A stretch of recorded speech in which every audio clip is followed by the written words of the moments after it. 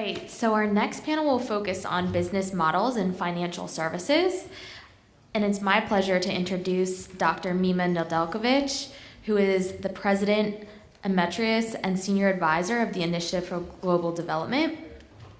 He served as IGD President and CEO from June 2014 to July 2018, where he spearheaded the rapid expansion of African companies into IGD's Frontier Leader Network. He currently serves on the advisory board for the Millennium Challenge Corporation, Schaefer International, International Green Structures, the Partnership to Cut Hunger and Poverty in Africa, Afroland First Bank, and Vista Bank Group, amongst others. He received his bachelor's degree in political science from Yale University, a master's in international relations from George Washington University, and a PhD in comparative political and economic development from Florida State University. So let's welcome our next panel up to the stage.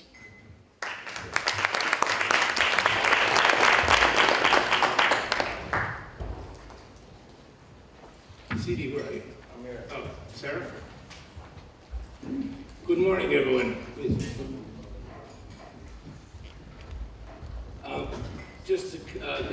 I'd like to kind of set the scene and get the audience a little more involved with us here. And also to kind of clarify, it's interesting, I had the opportunity, I think it was 3 years ago, down in Charlottesville, to address in one of these sort of gatherings with Yali. So here we are 3 years later. I did IGD 4 years. Just so we don't have confusion, I'm stepping off as president on Tuesday. On Wednesday, August 1, Leila Ndiaye will be coming on as president and CEO of IGD. She will be, I think, hosting table 3 later on in the fire rounds. So I will speak more with maybe my private sector hat back on. And with that, I think what I'd like to do, one of the things going forward, I will be involved with commercial banks, sitting a couple of boards. I rolled off Afriland. I'm now on the Vista Bank boards in West Africa. And maybe before introductions here, you will see that we're missing one person, Simon Tintori. And this is what happens in business. When business calls, business people respond. So he's somewhere in Minnesota. They get a call in the middle of the night. He says, listen, you got to be moderator and also speak on behalf of Lilium, because Lilium is the owner of Vista Bank Group. That's one of the portfolio companies. So what I've asked our panelists, we'll make a few intros, I'll set the scene and a couple of questions, but really make this more of a conversation, get you all more included in our discussions here. The theme is models, but the real issue, and I've spent my whole life on the continent, is really how do we get financing? And the most critical part is of the SMEs, what I call the growing S's that want to become the M's. You know, the micro, it seems like everybody's stumbling over each other to finance the micro enterprises. The larger companies got their balance sheets. Cargill's not going to have trouble putting financing together. It's those growing S's and the M's. Getting whether you call it financial inclusion, getting to the customer, getting those smaller entities, the growing enterprises, the youth, the entrepreneurs, the women-owned companies. This is really where the constant challenge is and what this is all about. So I think if I can sort of frame it that way, we have with us here from 2 different perspectives, Sahra English with MasterCard. And I think if I can, within this sort of framework, tell us a little bit of y'all's kind of initiatives in trying to get to that difficult layer of inclusion, the unbankable, making them bankable, those bankable, make even more bankable. And then CD from ADF, from the African Foundation standpoint, I know you very much operate, particularly with local businesses. And I'll come in and fill in from sort of the commercial bank standpoint and the way we as Vista and other banks on the continent are really approaching trying to get at the SME sector. So with that, Sahra, I turn it over to you, please. Thank you. I'm very happy to be here. And before I get into what we're doing in Africa, I think I need to set the stage and have everyone understand that MasterCard is not a credit card company. And for those of you who heard me say this before, I apologize, but we're a technology company. And what we do is we service, we're the technology infrastructure that connects banks to merchants and consumers. And as a technology company, we've made a commitment for financial inclusion, all the way up from the top. our CEO made a commitment 5 years ago to bring 500 million new consumers into the financial fold by 2020, and I'm happy to say we're really getting close to that goal. And much of that opportunity we see is actually in Africa. 95% of Africans are unbanked. And what we've done as a company, like I said, the financial inclusion goal, but it's not just a CSR initiative for us, it's actually part of our business model. And we believe by doing well by doing good is how we're going to get there. And we've expanded our acceptance in our network in Africa. We're now in 48 countries on the continent. And we really see financial inclusion as sort of the bridging the gap. And Africa is a unique sort of hotbed of innovation because there's not legacy systems, there's not banking infrastructure. And countries like Kenya and South Africa are very innovative where they're using different models that don't require banking. So we've actually made an investment in Nairobi in Kenya where we partnered with the Gates Foundation and we founded a MasterCard lab for financial inclusion. And what this does is it brings in MasterCard employees and entrepreneurs in Kenya and helps develop financial inclusion solutions for Africa using African skills and African entrepreneurs. And one of the really cool solutions that we've launched in the last 2 years is called Tukuze, which means let's grow together in Swahili. And what we found, and the solution is based upon this need where in Africa, 65% of employment is in agriculture, and 80% of those are actually smallholder farmers. So we saw the problem and we brought a solution. So what Tukuze does is it bridges it using whether smartphone technology or feature phone technology, but it's basically a mobile marketplace where small shareholder farmers can sell their crops and cut out the middlemen and set prices and things like that. So basically what it is, it coordinates sales, payments, and distribution of crops, but it also creates a digital history. And what that does, it actually helps create a credit history and that could be future access to credit needs. And it also empowers farmers, right? It gives farmers the ability to control price, to create transparency, and cutting out the middlemen. And what we've done is we started it in Kenya, and we've expanded to Uganda and Tanzania. And that's just one example that we've seen a lot of success in. Thank you, Sahra. CD, your perspective, please. Thanks, Don. This is great. It's really exciting to be here. I have a couple comments before I really get into it. When you get an invitation to the U.S. Chamber and the Africa Business Center, it's not highly unusual, so you figure, all right, I'm going to go up, I'm going to speak to an audience, and maybe I'll do a little bit of prep, and that'll be fine. Then you find out that group at the Chamber are Yali Fellows, Mandela Washington Fellows, and then you get maybe a little bit more nervous. Maybe you got to do a little bit more preparation. But then, when I found out it was at the U.S. Chamber Africa Business Center, and they were Yali Fellows, Mandela Washington Fellows, but that had been to Howard University, then I stayed up all night. So I have lots of notes here, and I can talk all day. But I'm really biased because I went to Howard University. Ain't you? Yes, that's how we do it. So now I feel very at home because I'm with my people from Howard. But I'm C.D. Glin, as Mima said. Mima's a really good friend. Scott Eisner's a really good friend. So really happy to be here.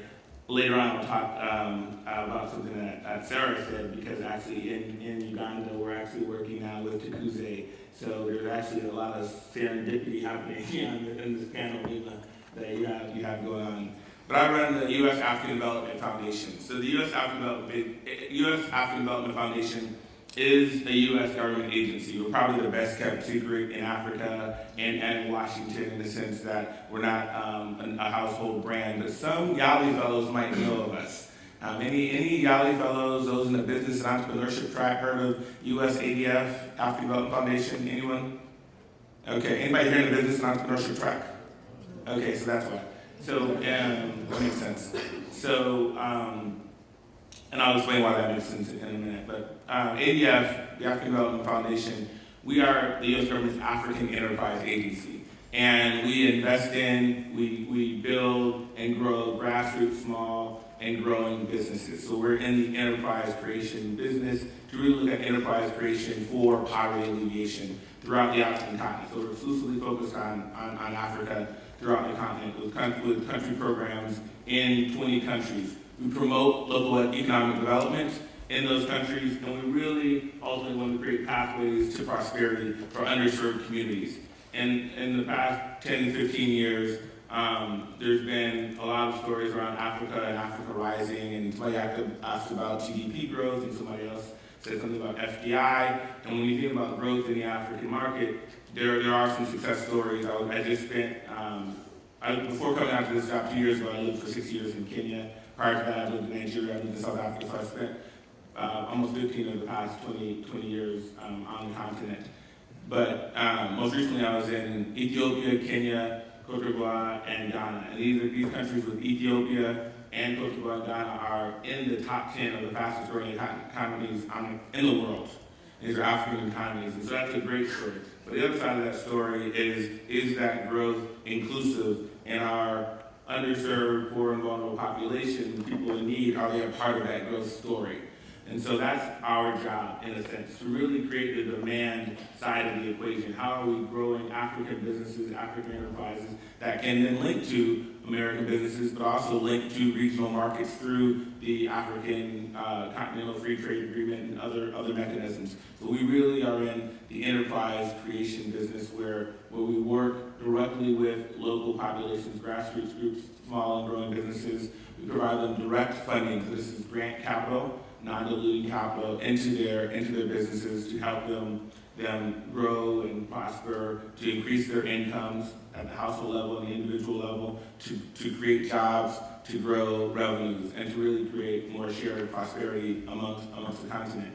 Now, we do that in a very unique way because we respond to local demand. My team here in Washington, we don't sit in our offices, which are right down the street, and try to find out what are the situations and challenges that people in Senegal are facing, or what are the challenges in Kenya or in Cameroon or any country. We go to those places. We have staff on the ground. So our staff on the ground, basically, they do everything from the solicitation process to letting people know that there's some grant capital out there that can be early stage investment capital into grassroots, small and growing businesses. They have a screening process, they have a scoring process, and a selection process.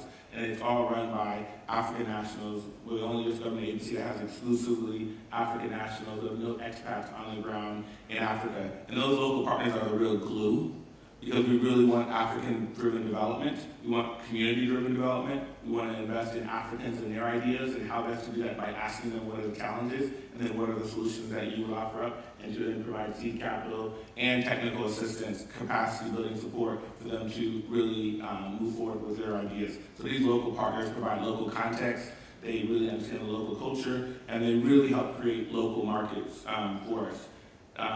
This grant capital is directly invested into producer groups. So these are smallholder farmer cooperatives. These are early stage entrepreneurs in the energy sector. And these are people like you. They're young Africans who are looking at solutions, creating social enterprise solutions to the challenges that you face, or that your community faces. And we give grant funding anywhere from $10,000 to a youth-led enterprise, a young social entrepreneur, to $250,000. To a producer group to help them link to market. I'm going to close with this, Mima, just to say that people hear about the foundation and often think about the seed capital and the investment, but it's really important for all of you to know, and you do know it intrinsically, that it's more than money. More than money is needed for any early stage business. You need startup capital, and that's why we're there, seed capital, but you also need real capacity building. That comes in the form of mentorship. That comes in the form of real project management expertise. That comes in the form of really being able to, who's monitoring your progress when you get stuck somewhere in your life cycle of your business. Is there real monitoring and evaluation capabilities that are where you're supposed to be this quarter or this year? And then ultimately, and Mima lives in this space, it's about the market. You know, how do we have businesses that are growing, that are producing, that are creating things that somebody wants to buy? A lot of good ideas out there, but not everything is something that someone's going to buy, because the buying is the magic. That's how you're going to increase your income. That's how you're going to create jobs and grow revenues. And so we also think it's really important to have a market-based focus to development and to economic development on the ground. And we exist for a very specific reason, because there are a lot of communities, young people, women, refugees, people in far-reaching places who really need to be part of that growth story. And that's why the African Development Foundation is really here, is to create African enterprises, early seed African enterprises that can grow and prosper and really create pathways to prosperity for millions and millions and millions of people throughout the continent. So happy to be here and look forward to the discussion. Thank you, CD. Before I bring the audience in, let me just, I neglected to tell you what HD is. Initiative Global Development, very simply, we're a network of business chiefs and enterprise worldwide, all connected to investing in Africa, all feeling that the only way in the end that you're going to really resolve poverty issues is through growth and inclusive growth. Hence, the keen interest on the financing side that I'm personally involved in. Now, with that in mind, and you'll hear more from Leila later on, the key really for me was, how do we do it? Many of those that know me, I come out of agro-industry, as CD was saying, it's value addition, so I'm very familiar with the difficulty financing that small farmer. We do processing plants. Now, how do we start resolving it? And I think this is where it's interesting. I want to throw it out to you all, because everybody's always looking for solutions in Washington, Paris, Brussels, London. But you know what? Solutions, you all are the solutions. You're out there. Most of the time, you know the problems, you probably know how to solve the problems better than anybody else. So I think the real key part, and especially if I understand you mainly out of the public sector track, I keep coming back and saying, public sector and private sector are totally aligned. If you all, as public sector, do not create the environment for private sector to be able to grow, then you have a problem in the streets. The public sector is going to have the issue. The private sector can go elsewhere. So I think this is very important to recognize that as we go forward. Now, where does finance play in all this? And this is, again, a value I think Sarah mentioned, talking about sort of the leapfrogging technology. They're a technology company. You know what the beauty of Africa is? And I say this in Africa, I spent my whole life there. We're the laggards. We're last on the scene. There's a value to coming last. You've seen all the things that worked and didn't work elsewhere. The key is to really learn from that. That's why we can leapfrog, because we've seen other things happening. Why had the mobiles? No, we never had wires. We never had the physical infrastructure. We went straight to mobile. Why is mobile banking a hell of a lot more advanced in Africa, certainly in East Africa, than it is in the U.S.? I mean, I had got a laughing stock with some of the people trying to transfer money from here to Kenya. I said, what's the problem? I said, well, it's American banks. So the key that I want to bring out here is the ability to be able to do that, because the physical infrastructures are not there. So let's just forget it. Let's go on. Vista Bank, well, I'm so excited, owned by Lillian Capital. We're acquiring basically distressed banks in Western Africa to begin with. Now in Gambia, like Sierra Leone, Guinea, and getting into the CFA zone. Why are the banks distressed? Because they're basically not able to, they don't know the customer. They don't know how to lend. They're lending off of basically collateral rather than future cash flow. So that's where Vista's coming in now. So, okay, no, we're going to come in and start to really work on the client. We're going to ride, you know what, we're going to bet on the jockey, not the horse. That really is what it's all about. So I think this kind of ways of going forward with MasterCard's trying to do inclusion, because it's a credit history issue. How can you lend somebody if you don't have a credit history? So you start establishing the way Sarah was speaking about. A lot of the mobile companies are very, Equity Bank is very heavily advanced in this in Kenya, just off of your credit record of paying your phone bill. So these are the kinds of things I think that are really the jumping stepstones to really advance fast and to get this financial inclusion. So with that, if panelists agree, we open it up and leave some questions for discussion. So who's around with the mic? Please, there's a question there. You got a good 10, 15 minutes. You didn't have time before, I got plenty of time. Go. Right there, first one. Gentleman, what table was it? 10.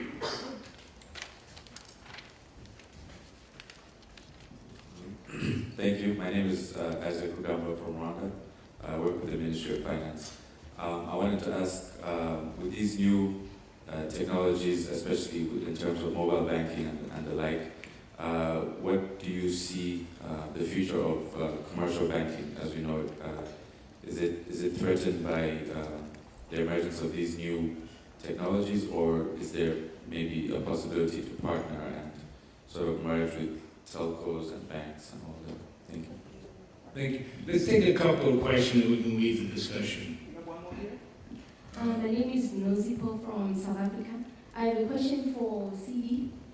I wanted to find out, when you are looking to find a business, what are you looking for?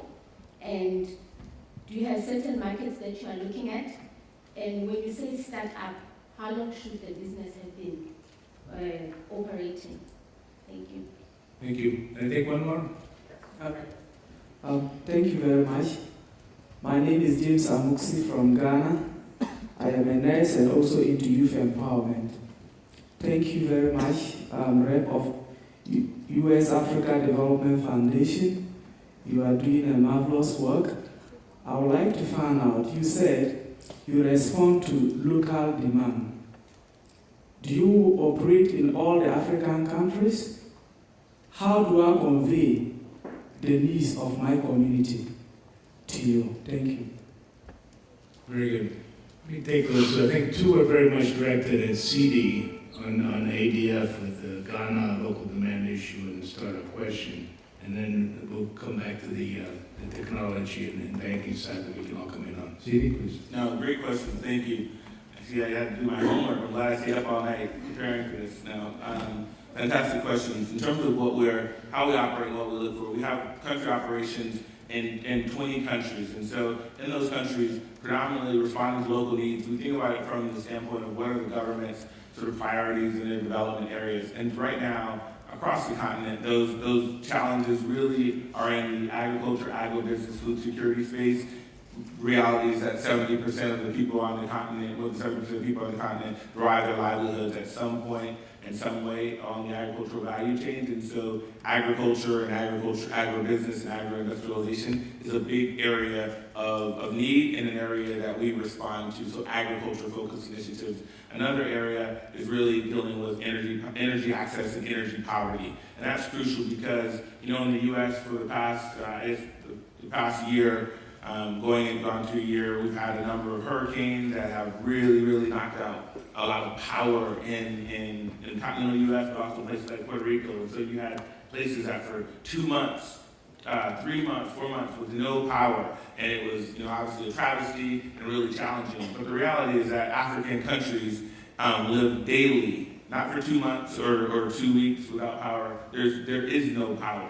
And so 600 million Africans without access to power on a daily basis is something that we feel like is also a travesty. And so we respond to the need and the demand for local communities to be, whether it can be connected to the grid or what are energy solutions that are off grid. And so agriculture and energy, based on the challenges and the demands that we see, or the needs and the requests from Africans about solutions in those spaces, is really a big focus of our work. We have these 20 country programs where we're able to make grants directly to community groups or to early stage businesses or entrepreneurs, and then link them with local technical assistance. So we have to be able to have our model of seed capital linked with local technical assistance. And we don't have partners in every country, but we have partners in 20 some odd countries. What we're always looking for are sustainable solutions. And we talk about sustainable solutions, that somewhat means profitable solutions, things that are income generating. How is this grant capital that's de-risked other investment?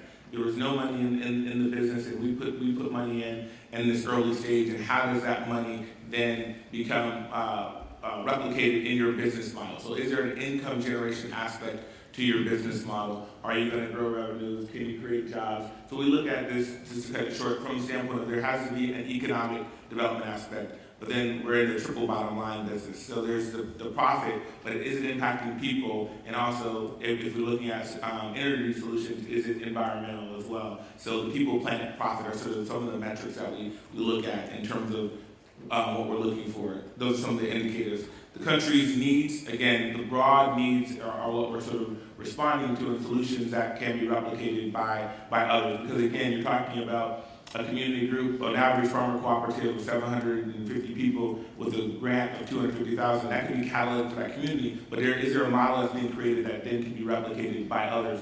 And this is where partnerships with big companies like MasterCard and others are really important, because we want to scale some of these solutions. Technology is a way to scale, but also partnerships and relationships with others is another way to scale some of the solutions.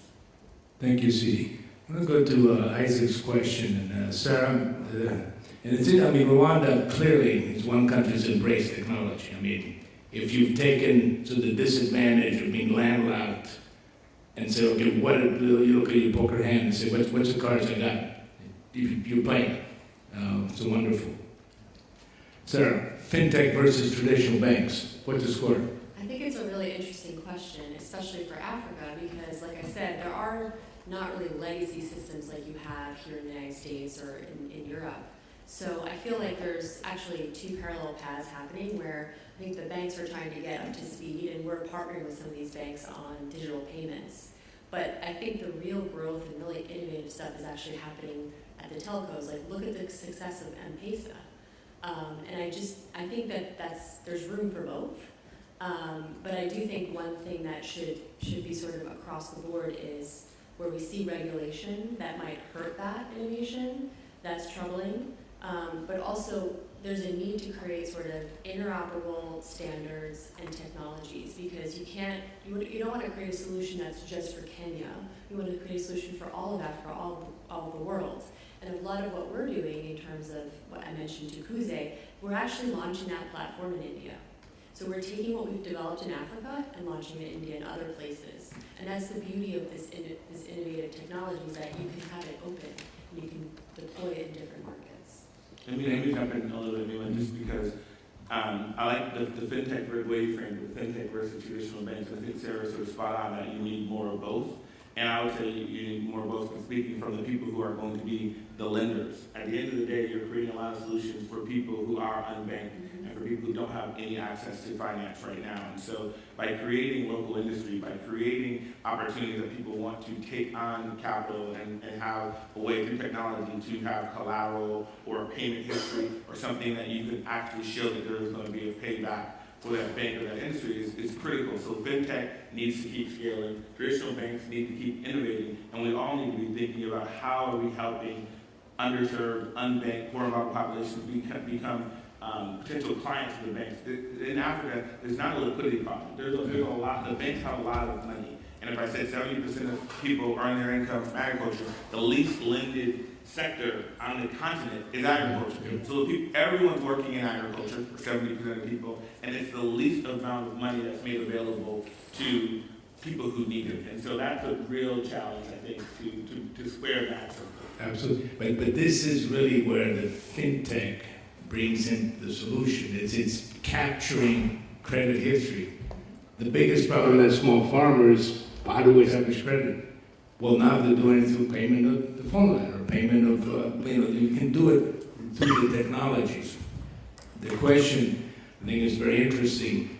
Will mobile companies become banks, or banks become mobile companies? I mean, that's another, I could ask what's the score. I've seen it going both ways. And interesting, since you all are more in the public administration side, the regulatory part is going to be very, very interesting, because you're smack in the middle of that discussion. Because I'm seeing the race right now where West Africa, which I'm more familiar with, Orange is going berserk, really literally acquiring banks and coming in because of controlling the communication lines. And the flip side, the banks are not really responding fast.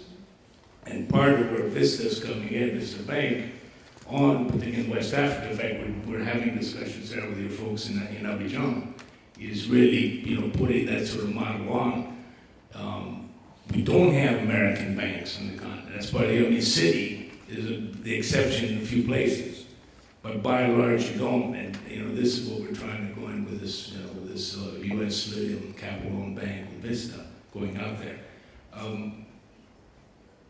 Madison, can I take a couple more questions? Okay, 2 more questions, please. Right there and right there. 2 ladies.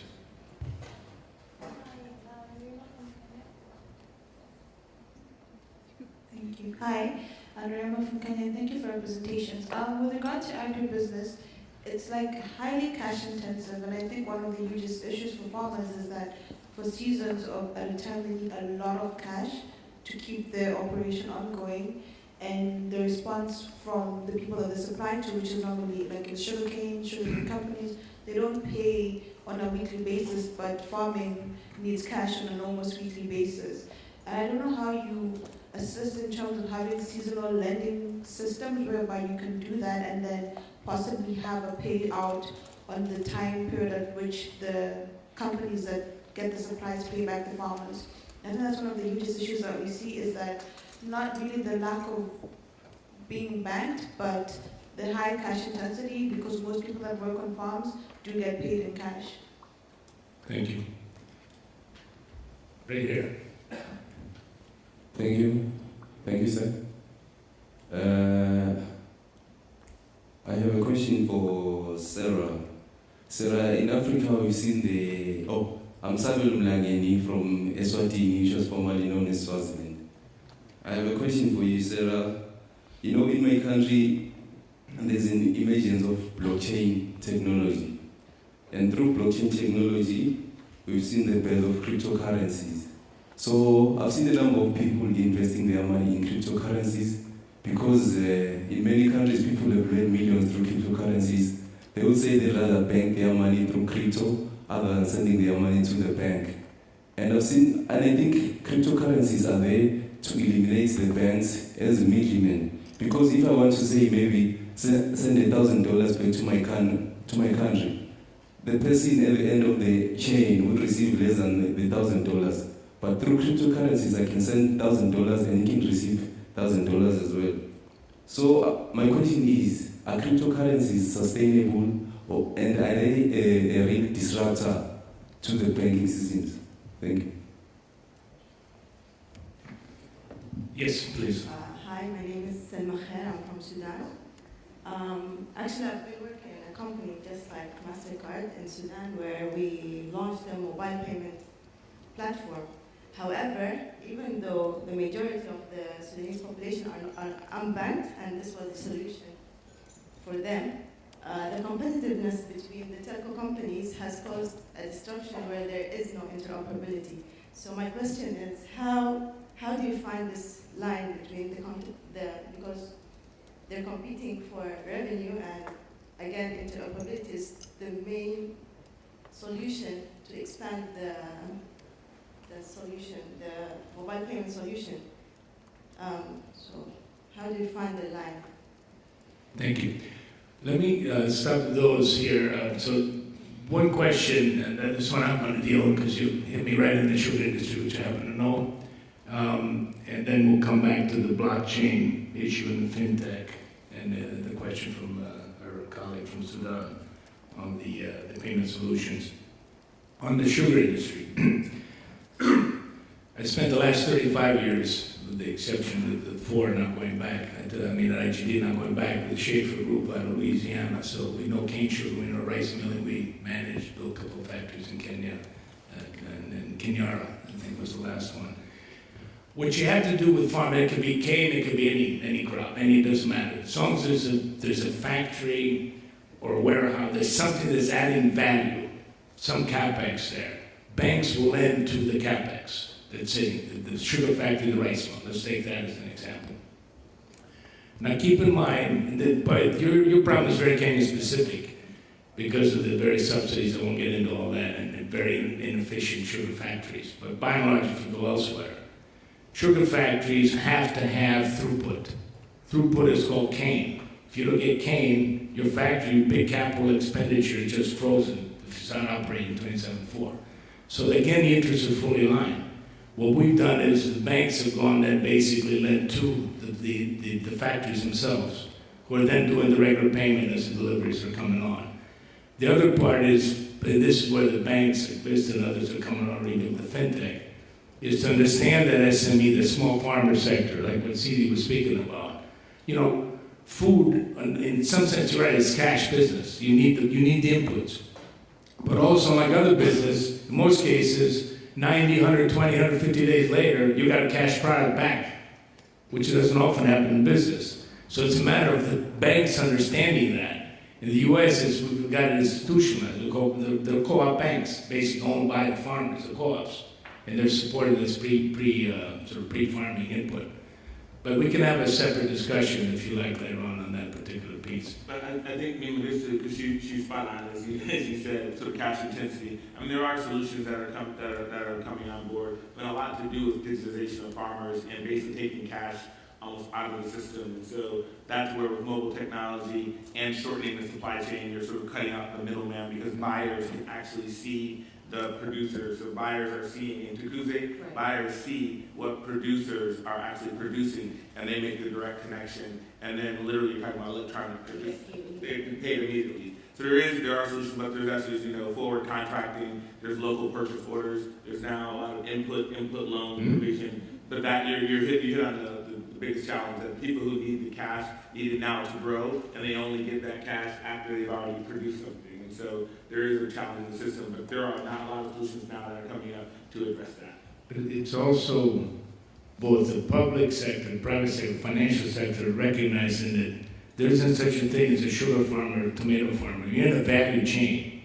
It's a value addition that's where it's at, or it's the aggregation. I mean, the warehouse receiving program, and being able to store, potato at day one when everybody's producing potatoes, very low price. Keep it 90, keep it 120 days and see what the price is versus coming in from Holland. So as an example. Blockchain? I'll take the blockchain question. It's a great question. There's a lot of noise out there between blockchain, cryptocurrencies, are they going to displace MasterCard, that sort of thing. But so we believe in blockchain technology. We've actually invested in it. We have a patent out there right now. And we are using it in terms of helping secure transactions, authentication.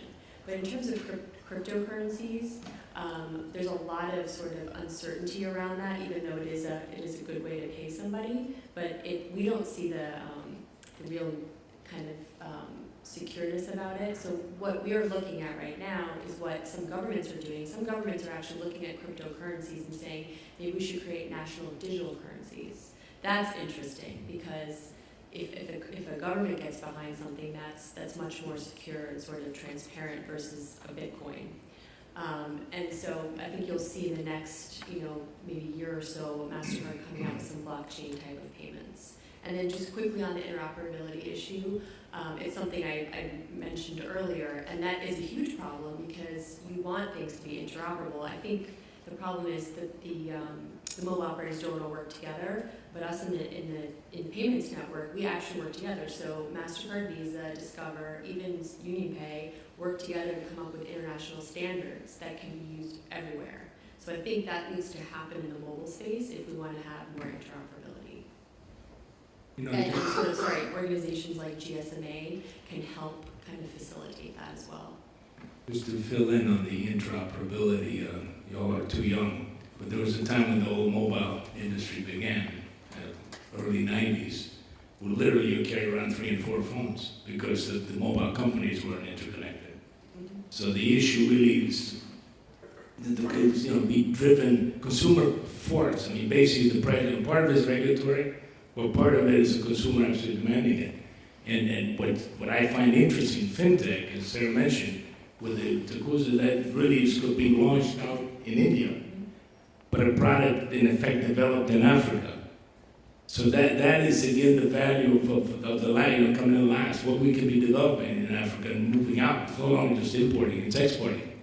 And it's not just goods, it's not just minerals. Everybody knows African minerals. You had Jeff earlier with oil and gas. But what about we're now exporting brain power, applications, knowledge, technologies. That's, I think, the most exciting part of what you all are looking at in your next 15, 20 years. I think that sort of brought it back on schedule here. I'm sure there's plenty more questions, but I think I see Madison give me the look here. I do want to thank Madison, Scott, I think I saw you somewhere, and Neil, Precinct. Thank you very much. It's always a pleasure to be in front of this Yali group. We'll be here later, we'll have a chance to interface. You'll hear more from Layla and IGD, I think, later on, because we're very, very much involved with youth entrepreneurship. And I think with that...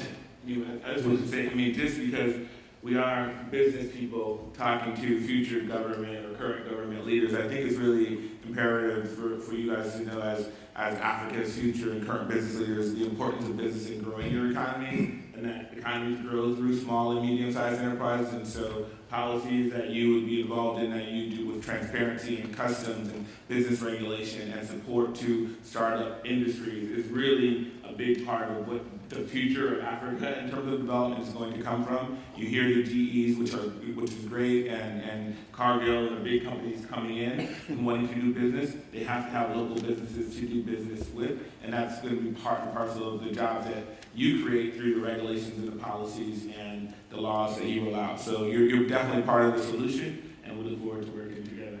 Thank you, for that, bringing it back, because I sort of hinted at in the aligned interests.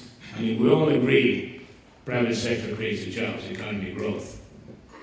But what we want to make sure is that it really is able to operate in a way that is maximally valuable to all concerned. And this is what I say, those interests are really fully aligned. And then I'll stop because now we're getting a different subject.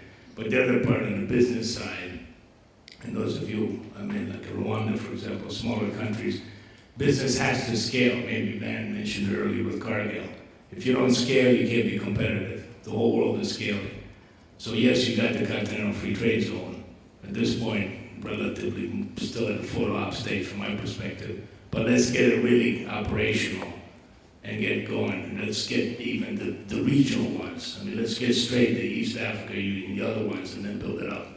That's another discussion. Sorry. Max, please turn back over to you. Thank you very much. Panelists, thank you. Big round of applause.